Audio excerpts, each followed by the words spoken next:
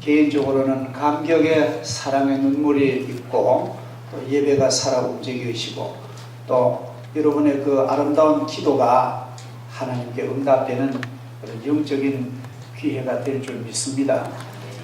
그리고 우리 교회가 2000년 동안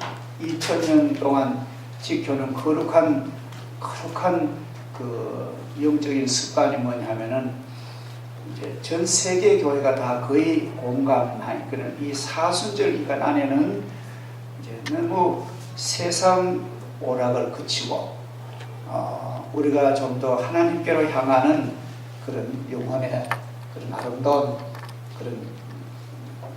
그런 기간입니다. 그래서 이 사순절 기간 안에 우리 성도들이 세상 오락도 금하시고 너무 지나친 컴퓨터 게임 같은 거 뭐 어쩌다가 이런 기간 외에 좀 하는 거는 뭐 괜찮지만도 지나친 컴퓨터 게임이 들어가면 그것도 여러분 잘 알지만 또 가만히 보면 싸우고 부수고 정복하고 일본 귀신, 중국 귀신이 그 작가들의 영향을 많습니다. 그래서 자녀들도 경건하게 살아가는 훈련을 참 필요합니다. 두 번째로는 예수님께서 우리 위하여 고난의 십자가를 지신 것을 우리가 생각하면서 내 모든 죄를 다 철저하게 회개하는 그런 기간이 되면 참 우리가 복을 받습니다. 그 다음에 세 번째로는 우리가 사실은 이 세상의 지식은 여러 가지 통해 많이 알잖아요. 학교를 다니시고 요사이는 뭐 정보가 엄청나게 쏟아집니다. 그래서 어떤 학자는 말하기를 앞으로 2050년대 가면은 학교가 폐지될 것이다. 왜? 가르칠 지식이 다 투명한 거예요. 물론 그 학자들의 얘기가 뭐 다는 아니겠습니다만 그만큼 지식이 많은데 우리들에게는 영혼의 지식은 너무너무 빈약한 겁니다. 우리가 이번 40일 동안에는 하나님을 아는 지식, 성경의 지식이 물이 바다를 넘침같이 여러분에게 영적 지식이 많이 풍부해지는, 그러자면 성경을 읽어야 되는 거예요. 성경 묵상하는 기간 되길 바랍니다. 그리고는 우리가 더 적극적인 것은 영혼을 잉태하시고 영혼을 낳고 영혼을 양육하는 그런 영적인 사명에 충실하시기를 주의 이름으로 축복합니다. 우리가 지난 세기에 우리 조국 한국이 일본에 강제로 식민지 국가가 되어서 그 35년 8개월 동안에 독립시키려고 목숨을 건 그런 우리의 선배들이 너무나 많습니다. 그들은 우리 조국을 독립하기 위하여 독립군 광복군의 후원금을 대고 가진 재산 모두 팔아 독립운동 자금으로 다 갖다가 바쳤습니다. 있는 재산을 그냥 유지만 해도 자자손손 대대로 잘 먹고 살 수 있었지만 그런 안일한 것 다 버리고 나라 없는 신세로 다른 나라 노예로 사는 것보다 차라리 가난하더라도 자유와 그런 존엄을 가지고 내 나라에서 살기를 원하여 가족들의 삶도 희생하고 나라 독립을 위하여 전 재산을 바쳤던 우리의 조상들이 참 많은 것이, 우리나라는 참 독특한 민족입니다. 그러다 보니 일본 경찰로부터 지독한 감시를 받고 생명의 위협까지 받은 그런 독립군들, 그래서 이 땅에 살 수 없어서 저 중국 땅으로, 심지어 옛날에 지금 심양이 만주 봉천이지 않습니까? 만주로, 길림으로, 하얼빈으로, 고문으로, 심지어 러시아, 연해주 러시아까지, 심지어 저 하와이까지 이 세상 여기서 살 수 없어서 피난 가가지고 조국의 독립을 해서 돈 벌어가지고 자금을 보내고 기도하고 했던 우리의 선배들이 많습니다. 자녀들이 아파도 약 한 첩 쓸 수 없었고 자녀들 학교에 보낼 수 없을 정도로 지독한 가난 속에서 그들이 국가를 위해서 바치고 스스로 가난해졌습니다. 우리들이 지금 독립된 이 영광스러운 21세기 세계 국제 질서 속에서 어깨를 탁 펴고 우리 코리아 가면은 지금 웬만한 나라는 그냥 프리패스입니다. 비자도 필요 없습니다. 아마 세계적으로 몇 나라 미국이나 아니면 중국도 곧 해결되겠죠. 이런 몇 나라 놔두면 전부 그냥 막바로 통과합니다. 이렇게 국제적인 위상이 높아지고 경제력이 좋아지고 이렇게 이 OECD 국가로서 이렇게 살게 된 것은 이것은 이 우리의 그 우대, 우리의 할아버지 할머니 우리 우대 어른들이 진짜 국가를 위해서 재산 다 바치고 심지어 가정에 자기 자손들 학교 보낼 돈도 없고 가난하기 짝이 없게 그렇게 살았던 그들의 희생과 그들의 사랑의 열매를 우리가 따먹고 있는 것입니다. 국가에서 이들에게 이제 역사가 지나간 후에 이들을 찾아가지고 훈장을, 그들은 다 죽고 없지만 후손들의 훈장을 달아주고 또 보상을 합니다만도 그때 그 가정은, 무너진 가정의 삶은 다시 세울 수는 없는 거예요. 이미 다 죽고 이미 가정이 망했습니다. 자, 우리가 이 세상을 살아가다 보면은 사실은요, 이렇게 옳은 사람들이 많다는 겁니다. 우리는 뭐 세상에 뭐 나쁜 사람들, 뭐 남을 해치고 그런 사람들만 참 신문에 나고 그래 그렇지, 실제로는 이 세상에 보면은 이렇게 좋은 사람들이 많다는 것입니다.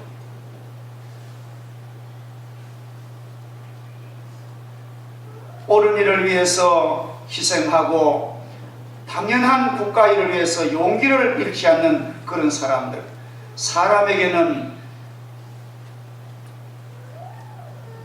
옳고 그름을 분별할 수 있는 이성이 있고 정의를 위하여 자신의 사명을 다하는 통찰력이 하나님이 주셨으며, 이런 점에서 우리는 믿고 사랑할 만한 사람들이 지금도 많습니다.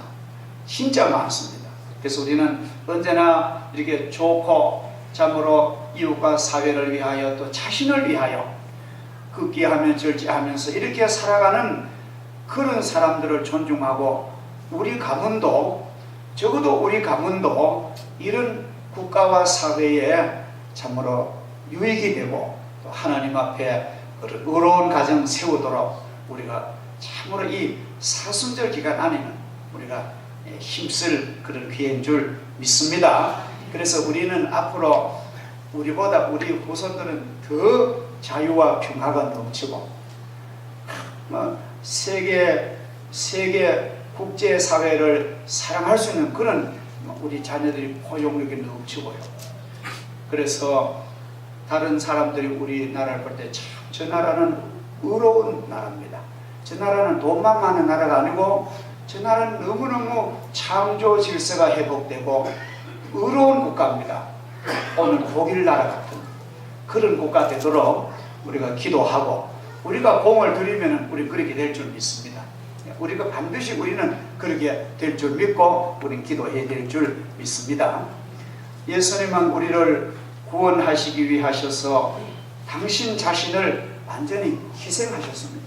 여러분, 어디 이 세상에 종교가 어디 이런 데가 어디 있겠어요? 그죠? 33살 나는 청년이 당신의 몸을 완전히 무참히 죽여버리시고 우리 위해서 죄악의 대속물로 주신 그 사랑의 주님이 바로 우리가 믿는 구주 예수 그리스도입니다. 예수님의 희생은 자발적인 희생입니다. 무슨 마지못해 강요해서 하신 게 아니라 예수님은 나는 버릴 수 있고 나는 안 할 수 있고 할 수 있다. 그 주님은 수한 자발적인 헌신과 희생이셨고, 또 성경을 보면은 그래 예수님이 자발적인 고귀한 희생의 삶이었지만도 나는 아버지의 뜻을 따른다. 그러니까 하나님의 명령을 철저히 순종하면서 자신의 주관을 가지고 산 예수님. 우리는 하나님의 명령을 절대 순종하면서도 내 자신의 개성과 내 자신의 독특한 주권을 가지고, 다른 말로 하면 정체성을 가지고 사는 사람이 하나님의 백성으로 복을 받을 줄 믿습니다.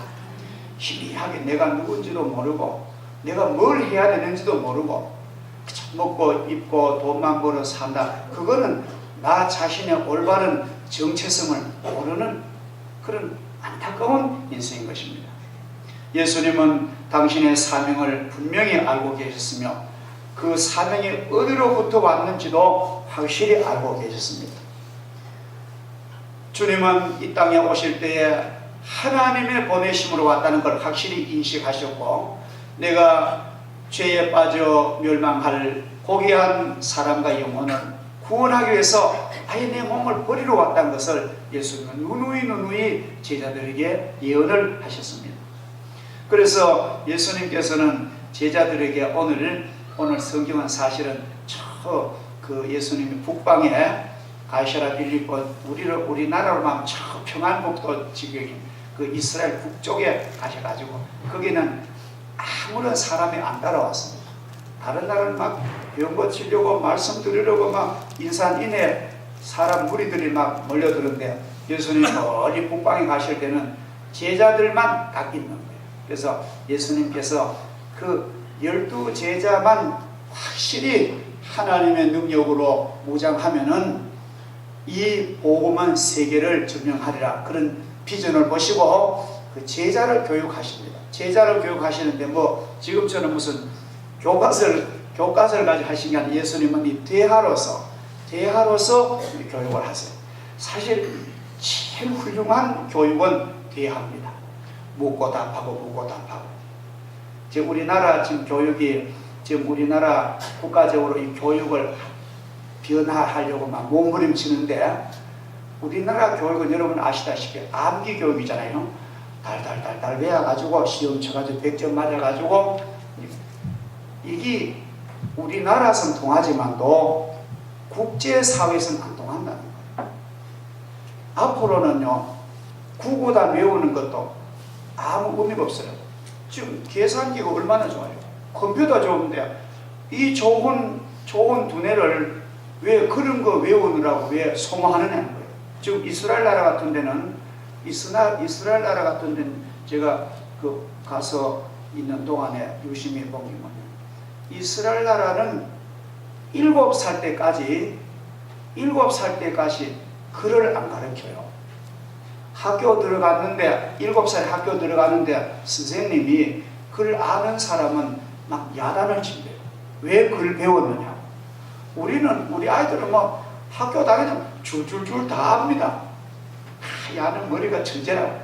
그게 아니니까 실컷 놀고 건강하고 막 7살까지 즐겁게 놀고 자라고 막 배우고 싶은 호기심을 착 넣어가지고 학교 가면 선생님 그것도 7살 들어오면 1년 동안에는 공부를 안 시켰는데요. 선생님이 아이들 데리고 이거는 시냇물의 물고기야, 이건 다 아는 거, 이건 과일이야. 그렇게 아주 선생님도 아이들이 사귄답니다. 그럼 아이들 속에 선생님 날 좀 글씨 좀 가르쳐달라고 잔뜩 기대가 부풀을 때야 딱 본론적으로. 그래서 지금 이스라엘 사람들이요, 우리보다 머리가 더 나쁩니다. IQ가 우리 대한민국이 머리가 좋고 아주 우리나라가 뭐 머리도 세계적인 머리를 가지고 있고, 대학 들어가는 그 퍼센트가 세계적으로 1위입니다. 우리나라가 80%가 대학 가요. 근데 이렇게 대학 가는 나라가 없답니다, 세계적으로. 그저 뭐 20%가 대학 가고 30%. 근데 그렇게 머리가 좋고 대학률이 80%인데도 우리나라는 노벨상이 사실은 김대중 대통령 노벨상 받은 거는 그건 그냥 평화 그거지, 무슨 막 물리학, 화학, 수학 이런 아주 인간 인류를 위해서 연구한 결과는 상은 아니란 말이에요. 그렇죠? 그건 명예로운 명예의 상입니다. 그게 뭐 나쁘다는 아니죠. 근데 이스라엘은 그렇게 늦게 학교 가고 실컷 놀리고 해도 그 노벨 수상자 가운데 25%가 이스라엘 사람이라고. 세계적인 석학, 지금도 세계 석학 아인슈타인이나 심리학자 프로이드나 맥스 베버 같은 경제학자가 이스라엘 사람. 우리나라는 아직 한 명도 없습니다. 그렇게 공부를 잘하고 막 먼 대학 가고 해도 전부 우물 안에 교육이라고. 그래서 앞으로 우리나라도 선생님이 학교 아이들하고 잘 사귀고 선생님이 인격적으로 선생님 말씀이라면 막 잘 따르고 그런 신뢰 가운데 고도의 학문을 딱 가르치면은 수학의 원리 같은 것도 막 풀어내는, 하나님 우리 이런 등을 줬는데 우리가 망가뜨린다는 거예요. 그래서 우리가 앞으로 우리는 자녀들 교육을 위해서 부모님이 먼저 대화를 많이 해야 됩니다. 물을 많이 물을 때 10번 물어도 성실이 되다. 또 손주 또 손녀가 또 물으면 할머니 뭐 한 번, 두 번은 대답하다가 세 번 물으면 아까 그 내 대답해 줬지 않느냐고, 왜 또 묻느냐고. 그러면 안 된다. 10번 물어 성실히 지가 이해될 때까지 뭐 춤을 추든지 그림을 그리든지 설명해 주라는 거예요. 그러면 할머니 그렇구나, 이해돼. 그렇게 대화법을 가지고 하면은 학교 가서도 선생님의 질문하고 대답하고. 실제로 여러분 아시지만 여러분이 대학 교육 받아보면요, 거기가 대학입니다. 그래서 우리는 예수님께서는 위대한 선생님입니다. 제자들을 데리시고 이래요. 가시아 빌립보에 쫙 복잡 한 적 한 적 가셔가지고 예수님이 물으세요.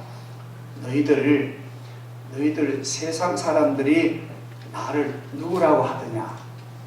예수님이 막 사회 나가서 불쌍한 사람 돕고 병 고치고 위대한 말씀을 전하시니까 아마 예수님에 대한 여론이 있잖아요. 그래서 예수님 물으시기를, 그러니까 제자를 있다가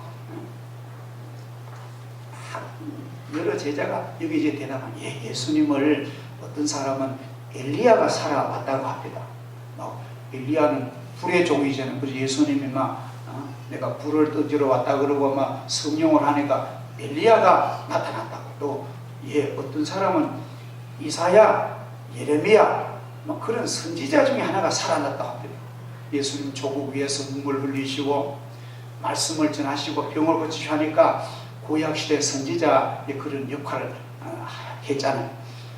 그러니까 이제 예수님이 그 제자들의 그 들은 대로 대답을 다 들으시고는 한참 분위기를 안정시키더니만, 자 그러면은 나를 이렇게 따르고 너희들이 나를 이렇게 따르는 너희들은 나를 누구라고 보느냐 물었다. 그러니까 다른 제자들은 가만히 있는데 역시 베드로입니다. 베드로가 아주 장형 같은 베드로가 예수님은 하나님의 그리스도십니다. 오늘은 아주 짤막한데 실제로 마태복음 보면 깁니다. 주는 그리스도시요 살아계신 하나님의 아들입니다. 그 설명을 오늘은 압축해 놨어요. 누가는 하나님의 그리스도십니다. 오늘 이것이 아주 중요해요. 그럼 그리스도라는 말 여러분 다 아시죠? 그리스도라는 말은 기름 부으심을 받은 자. 옛날에 구약시대는 기름 부음을 세 직책인 사람이 받아요.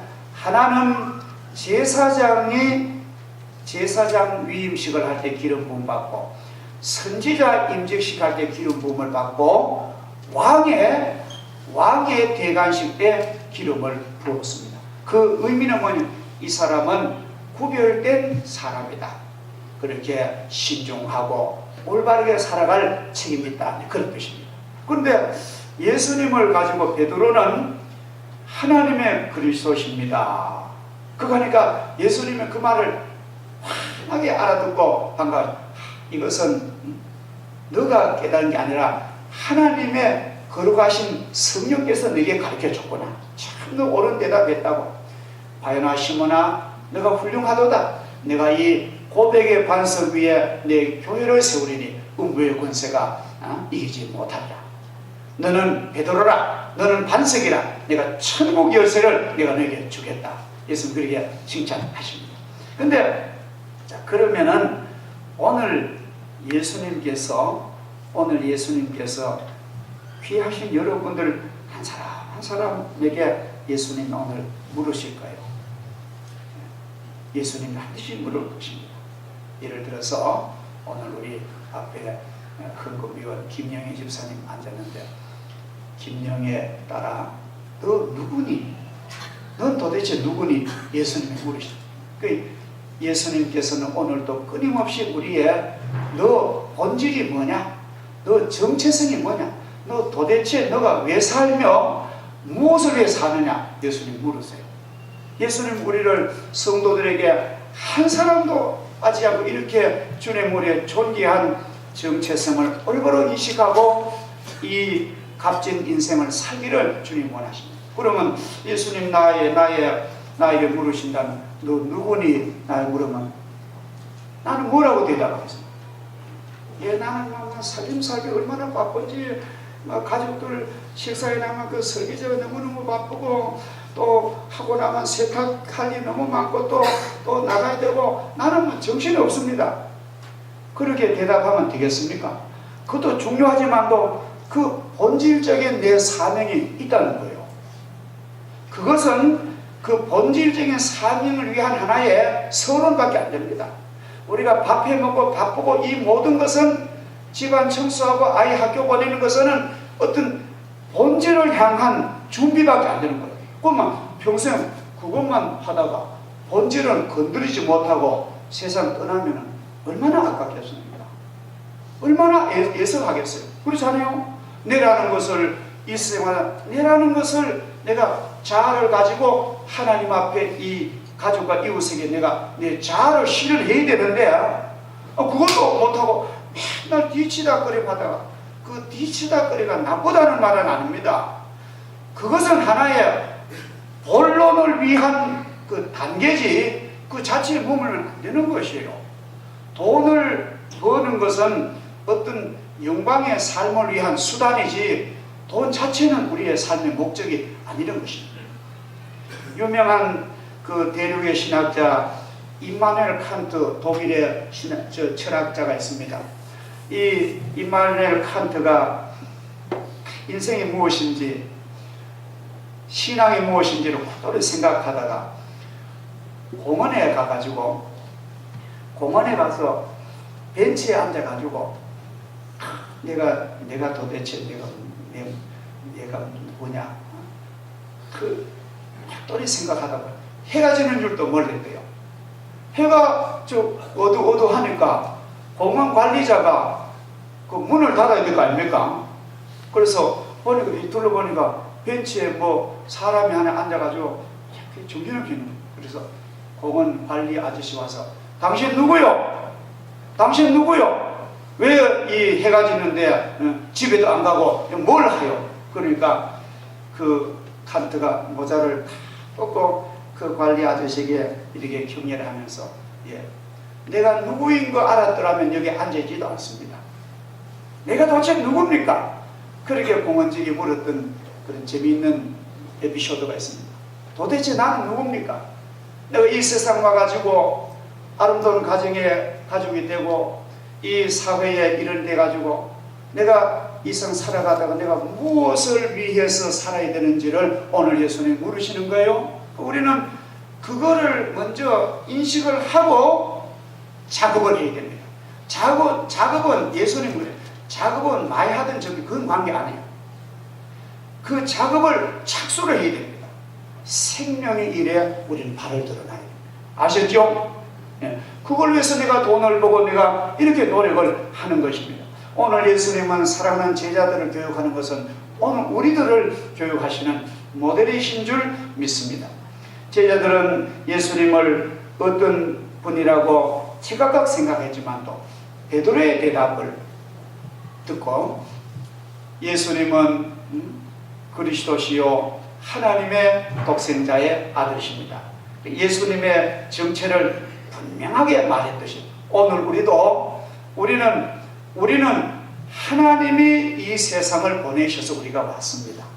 그냥 이렇게 외부적으로 내가 박씨 가문에 이씨 가문에 내가 몇 년도 태어나가지고 내가 어느 학교를 나오고 오늘 내가 있다는 그건 외형이고 진짜 나의 영혼은 하나님이 나를 창세전 나를 창조하셔서 나를 이 세상에 그 가정에 배정하시고 나를 오늘까지 나를 이렇게 인도하셨는데 내가 이 세상 무슨 하나님이 나를 보내셨고 하나님이 기뻐하는 일이 뭡니까? 가족과 이웃을 사랑하고 죄악을 멀리하고 하나님의 의로운 백성 되는 것이지 않습니까? 또 그렇게 내가 살아가고 또 그런 사람 되도록 우리가 최선을 다하다가 나를 오라 하신 날 있으면 내가 기쁨으로 굿바이하고 나는 하나님이 예비하신 나라에 가는 것이 우리의 일생입니다. 쉽게 말씀드리면 다 각각 다양한 여러 가지 다양한 업무가 있지만도 쉽게 말씀드리면 하나님이 나를 이 세상 보내셔서 내가 그 사명 감당하다가 주님 날 오라 하실 때가 기쁨으로 내가 이 세상을 떠나는 것이 그는 아름다운 주님의 뜻인 줄 믿습니다. 자, 그래서 우리는 오늘 이 시간 이렇게 우리가 내 자신을 진단하면서 짧은 시간에 다 말씀드릴 수 없지만도 우리는 주의 뜻대로 사는 길을 알아야 됩니다. 근데 예수님 마지막으로 이랍니다. 이제 나 자신을 깨닫고 하나님의 귀한 자녀가 되었다는 걸 깨닫는데 그 길을 가는 것이 만만치 않아요. 예수님이 솔직히 말씀하시길 누구든지 나를 따라오려거든 생명과 영광의 구원과 의로운 길 가려면 천국 가자면은 자기를 부인하고 자기 십자가를 지고 나를 따라야 한다. 굉장히 심각한 말씀입니다. 그러니까 내 욕심과 내 허영과 내 쾌락만 위해서 살지 말고 자기를 부인하고 막 죄악의 욕심을 다 버리고 이기심의 욕심을 다 버리고 자기를 부인하고 자기 몫의 대인 사명의 십자가를 지고 여러분에게 다 사명이 있습니다. 그 십자가는 좋은 게 아니에요. 십자가는 눈물 나고 아프고 내가 힘든 거 달개지라는 거예요. 그 십자가를 지고 주님을 따라가야만 우리는 영광의 의로운 길을 갈 줄 믿습니다. 자, 그러면은 자 보세요. 우리 기독교는 참 독특한 것이요. 고난이라는 기반 위에 세워진 영광의 세계입니다. 기독교는 이 십자가에 쓰고 쓴 괴로운 십자가를 근거해서 부활의 영광이 있는 그런 세계예요. 세상에는 그런 게 아닙니다. 세상에는 어쨌든 너 고생하지 말아리, 너는 어쨌든 잘 먹고 잘 살아리, 너는 호강이라 가지만도 기독교는 고난 없는 영광은 없다. 눈물과 아픔이 없는 그런 생명의 탄생은 없다는 거예요. 여러분 자녀를 하나 놓을 때도요, 얼마나 그 여인이 엄마가 막 죽음의 고비를 넘기잖아요. 그래서 우리 기독교는 고난 후의 영광, 이것이 핵심입니다. 근데 문제는 오늘 기독교인들은요, 고난은 전부 다 이렇게 안 하고 고난은 전부 다 걸러내고 전부 영광만, 복 주시고 우리가 잘 되게 하시고 번영하게 하시고 참 고난 없는 영광만 기도하는데 하나님이 싫어하시는 거예요. 한국교회가 그렇게 기도하면 안 됩니다. 내 죄는 회개하지 않고 내가 십자가는 안 지고 좀 잘 되게만 해달라는 그거는요 무당 종교래요. 그거는 미신도 그건 합니다. 안 그렇습니까? 자기 죄는 그냥 가만두고 손녀 잘 되고 대학 합격하고 사업이 번영하고 그건 다 하는데 그거는 고난이라는 걸 다 빼버린 겁니다. 그건 하나님은 그걸 원치 않습니다. 그래서 우리는 노 크로스 노 크라운, 십자가 없는 영광은 없다는 걸 우리 마음에 깊이 새기고 여러분 가정의 십자가를요 고난의 십자가 내가 질 수 있도록 내게 능력 달라고 기도하십니다. 할렐루야. 하나님이 지도록 하십니다. 사람마다요 제 몫에 대한 십자가를 다 있습니다. 남들이 보면은 당신 얼마나 행복하나, 남편 돈 잘 벌고, 당신은 자녀들 그렇게 착하고, 당신 얼마나, 그러나 몰라 그렇지 그 사람 마음은 썩어 상처가 많습니다. 세상에 그런 사람 다 있는 건데 우린 그 고난을 달게 줘야 됩니다. 아셨죠? 그거 벗어버리면은요 더 큰 문제입니다. 자, 한번 보세요. 제가 한 가지 간증을 얘기를 합니다. 어느 교회에 아주 성실한 주일학교 선생님이 계셨어요. 이름이 최선자 하는 그 선생님입니다. 이 여자 선생님은 직장 생활을 합니다. 얼마나 직장 일이, 사실은 직장이 힘들잖아요. 요사이요. 요사이 월급 많이 주는 데는 그만한 그 뜨거운 그 봉사를 하도록 합니다. 그냥 월급 안 주잖아요.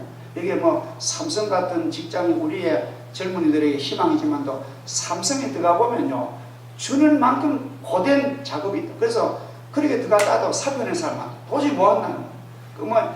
그렇게 이 여자 선생님은 직장생활, 고된 직장생활 하시고, 그리고 또 아이들, 자기 교회 학교, 교회 어린 아이들 그 뭐 월급을 주는 거죠. 근데 그 반 아이들 맡아가지고 아이들 전화로 신방하고, 또 그 공가 준비하고, 주일날 되면은 11시에 와도 될 거를 아침만 8시 되만 일어나서 또 교회와 준비하고, 그렇게 충성하는데 보면 맥이 빠진 거예요. 그래서 내가 기회만 되면 네가 목사님만 나 교사 사표 내겠다.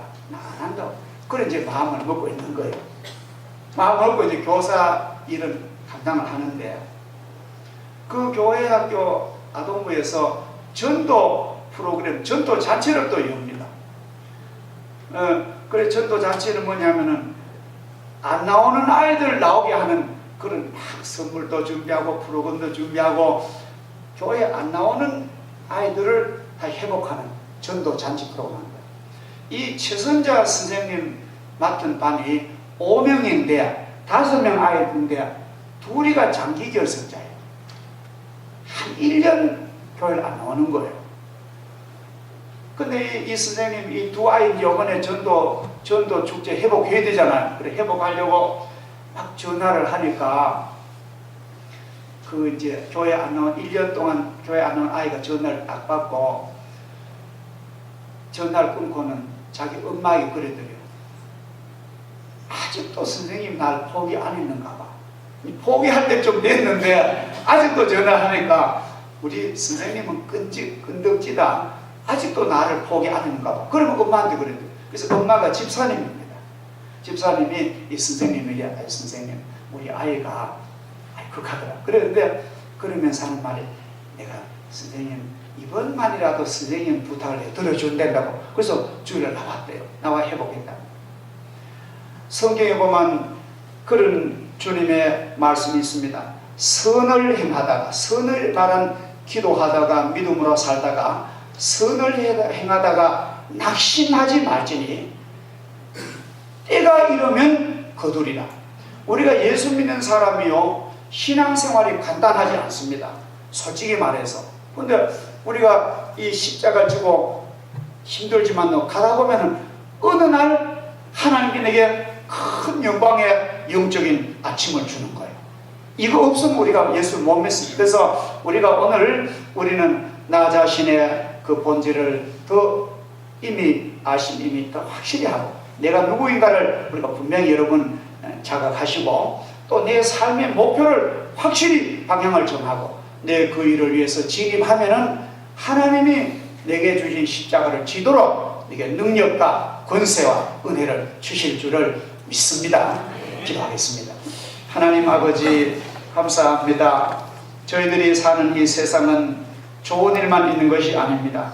겉으로 보기는 꽤 좋지만도 그 속에는 말할 수 없는 인생의 고뇌와 눈물과 죄악과 어려운 문제가 많이 얽혀있습니다.